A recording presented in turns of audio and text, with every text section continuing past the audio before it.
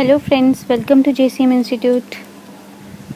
आज की वीडियो में हम देखेंगे पॉलिटी के मल्टीपल चॉइस क्वेश्चंस का पार्ट 3। फर्स्ट क्वेश्चन है हमारा इस पार्ट का, the constituent assembly of India was set up under the constituent assembly किसके अंडर सेटअप की गई थी? Simon commission proposals, Cripps proposals, Mountbatten plan या फिर कैबिनेट मिशन प्लान। तो कॉन्स्टिट्यूएंट असेंबली ऑफ इंडिया ये सेट हुई थी under cabinet mission plan. Fourth option is the correct answer of this question. Next question है, the two basic principles of the liberal theory of democracy as emphasized by John Locke are.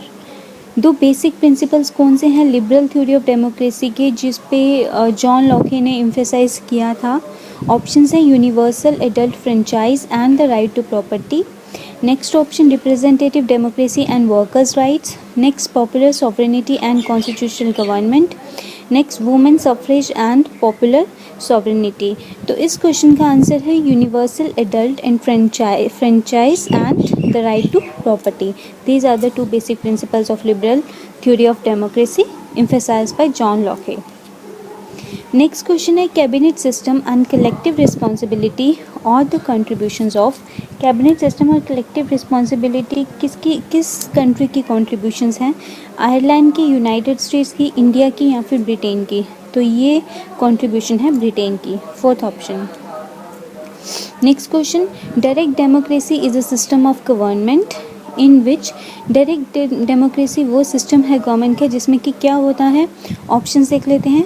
People choose the civil servants, people directly elect the representatives, people take part directly in the policy making and administration of the country, या फिर last option है government officials consult people on various appointments. तो इस question का correct answer third option है हमारे पास। People जो है वो डायरेक्टली पार्ट लेते हैं, डायरेक्टली पार्टिसिपेशन करते, पॉलिसी जो उनकी बनती हैं उसमें डायरेक्टली पार्ट लेते हैं और कंट्री की एडमिनिस्ट्रेशन में डायरेक्टली पार्ट लेते हैं, तो उसको हम डायरेक्ट डेमोक्रेसी बोलते हैं। नेक्स्ट क्वेश्चन है, in India legal sovereignty is vested with. India में लीगल सॉवरेनिटी किसके साथ रहती है? With the president, the judiciary, the cabinet या फिर the constitution. So in India legal sovereignty is vested with the constitution. Fourth option is the correct answer. Next question, who was the president of the constituent assembly of India? Constituent assembly के president कौन थे? Doctor Rajendra Prasad. Third option. Next question, who was the chairman of the drafting committee of the constituent assembly? Drafting committee constituent assembly के उसके chairman कौन थे? वो थे हमारे doctor BR Ambedkar. First option. Next question है, what is meant with when the constitution declares India a secular state? जब हम बोलते हैं कि इंडिया, हमारा कॉन्स्टिट्यूशन डिक्लेयर करता है इंडिया को एज ए सेक्युलर स्टेट, उसका क्या मीनिंग है? सेक्युलर स्टेट का मीनिंग है कि all religions are equal. Okay, option देख लेते हैं। Religious worship is not allowed, religions are patronized by the state regards religions as a private affairs of the citizen and does not discriminate on this basis, and fourth option none of these। तो correct answer जैसे कि मैंने बताया, discrimination नहीं होना चाहिए religion के basis पे, all religions are equals. Third option is the correct answer.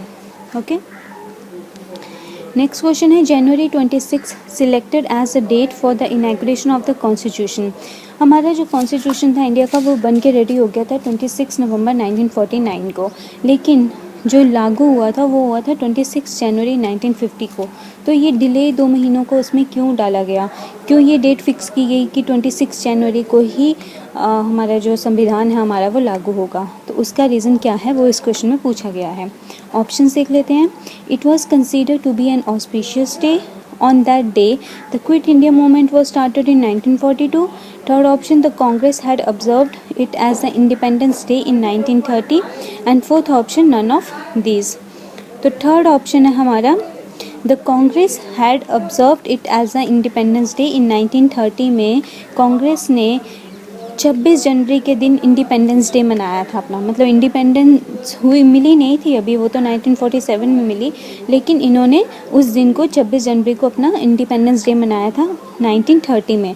तो इसीलिए उस दिन को सेलिब्रेट करने के लिए 26 जनवरी को 1950 को हमारा जो संविधान था वो लागू किया गया। नेक्स्ट क्वेश्चन है the unitary system of government possesses which of the following advantages. Unitary system है जो गवर्नमेंट का, वो इनमें से उसकी कौन सी एडवांटेज है हमारे पास, मतलब यूनिटरी सिस्टम की वजह से कौन सी एडवांटेज है। Greater adaptability, strong state, greater participation by the people, या फिर लेसर चांसेस ऑफ अथॉरिटेरियनिज्म। तो इसका आंसर है strong state. Obviously unitary system रहेगा, इक्वल सेम जो है वो सिस्टम फॉलो करेंगे हर जगह, तो उससे हमारी जो स्टेट बनेगी वो स्ट्रॉन्ग रहेगी, राइट। तो सेकंड ऑप्शन इस क्वेश्चन का करेक्ट आंसर। नेक्स्ट क्वेश्चन है which one of the following is not an element of the state. इनमें से कौन सा एलिमेंट नहीं है स्टेट का। पॉपुलेशन, लैंड, आर्मी या फिर government.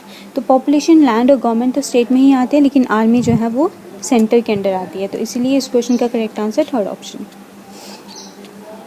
Next question who was the chairman of the drafting committee of the constituent assembly. ये रिपीटेड क्वेश्चन है, doctor BR Ambedkar. Next question the concept of sovereign parliament originated in. Sovereign parliament का जो concept था वो किस country से originate हुआ था। इंग्लैंड से, इंडिया से, फ्रांस से या फिर जापान से। तो ये ओरिजिनेट हुआ था इंग्लैंड से, first option. Next question who is considered the architect of the Indian constitution. Indian constitution का आर्किटेक्ट किसको माना जाता है। महात्मा गांधी को, BR अम्बेडकर को, जवाहरलाल नेहरू को या फिर BN राव को। तो आर्किटेक्ट ऑफ इंडियन कॉन्स्टिट्यूशन माना जाता है BR अम्बेडकर को, सेकेंड ऑप्शन।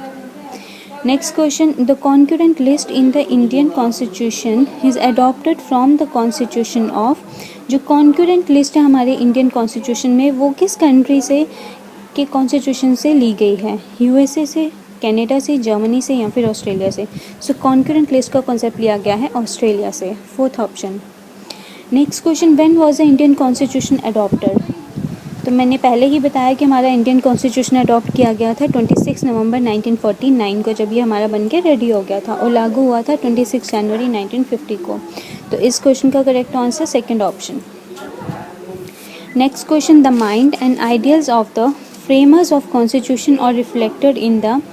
जो माइंड सेट था और आइडियल्स थे उन लोगों के जिन्होंने ये कॉन्स्टिट्यूशन हमारा फ्रेम किया, वो किस चीज़ में रिफ्लेक्ट होते हैं, हमारे कॉन्स्टिट्यूशन की किस चीज़ में रिफ्लेक्ट होते हैं। प्रीएम्बल में, फंडामेंटल ड्यूटीज़ में, फंडामेंटल राइट्स में या फिर directive principles of state policy में।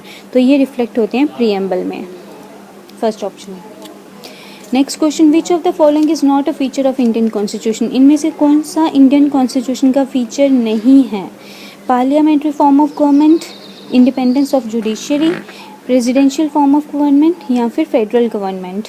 तो इस क्वेश्चन का करेक्ट आंसर है third option, presidential form of government is not a feature of Indian constitution.